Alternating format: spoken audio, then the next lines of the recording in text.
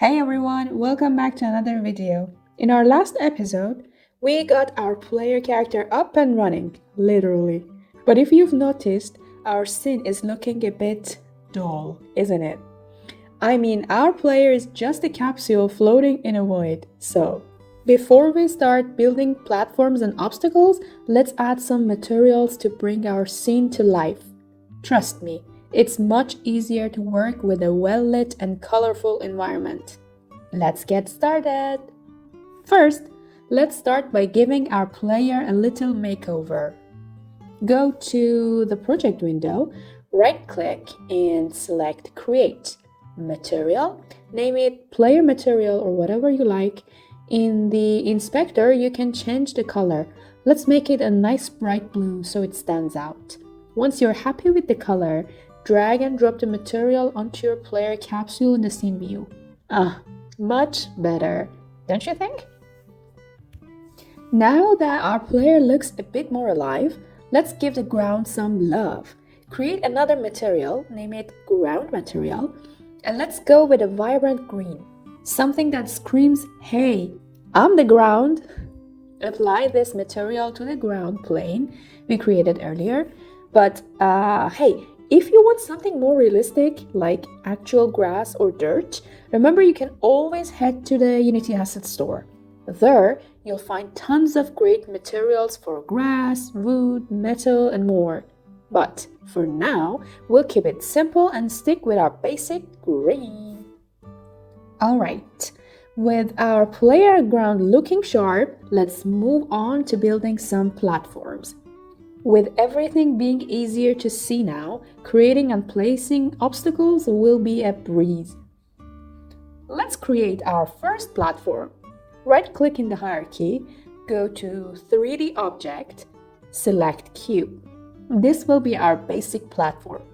In the inspector, set the scale to 313 or whatever you want. This makes it wide enough for the player to land on comfortably. Position the platform a little above the ground. You can tweak these values depending on how challenging you want your level to be.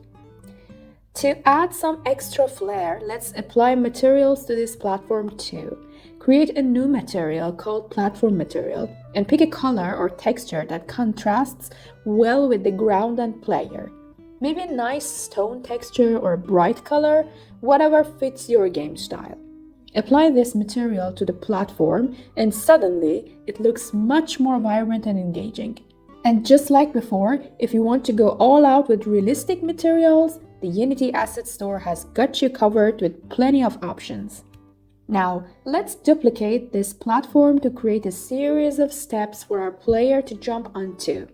Right-click on the platform in the hierarchy and select Duplicate, or Command-D on Mac or Control-D on Windows to duplicate. Move the new platform to a different position, whatever you like again, and adjust the height as needed.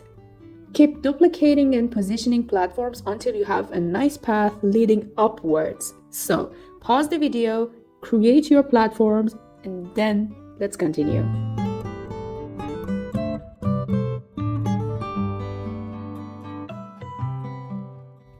Amazing! We've got some platforms in place. Now that our platforms are in place and looking good, let's wrap up the environment by adding Skybox. You can either stick with the default Skybox or the one that's currently in your project, but if you want to take it up a notch, you can download one from the Unity Asset Store. I personally downloaded the free Skybox extended shader from Boxophobic. It looks fantastic, and I'll drop a link in the comments so you can check it out too. But feel free to use whatever fits your game's theme. Go to Window, Rendering, Lighting, and in the Lighting window, under Environment, you can choose a Skybox material.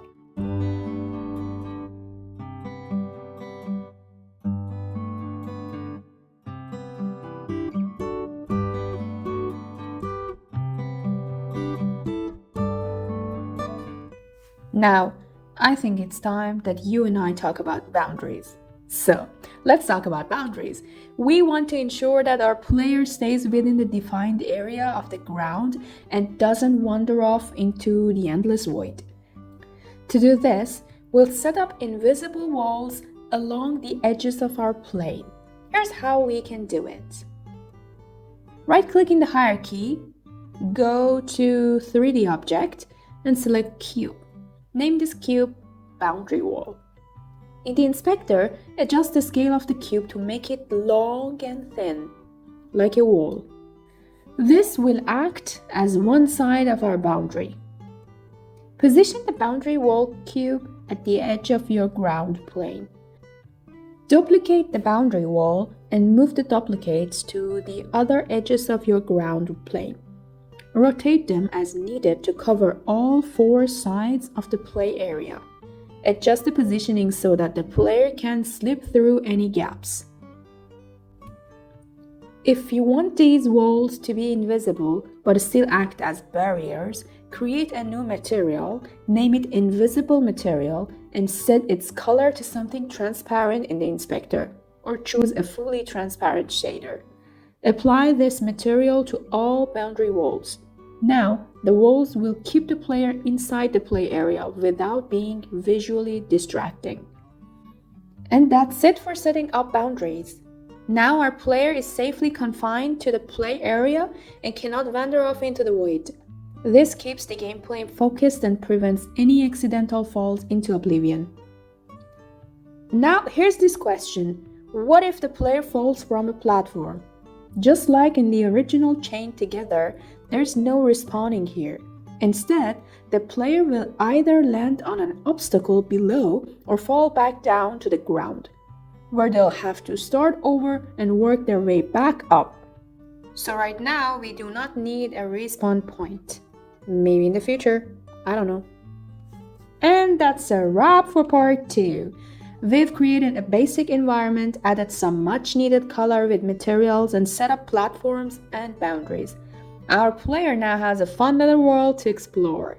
In the next video, we'll dive into more advanced features like camera movement and handling player falls. If you enjoyed this video, make sure to like, comment, and subscribe so you don't miss out on what's coming next. And if you have any questions or ideas, drop them in the comments below. Happy developing, and I'll see you in the next tutorial. Bye!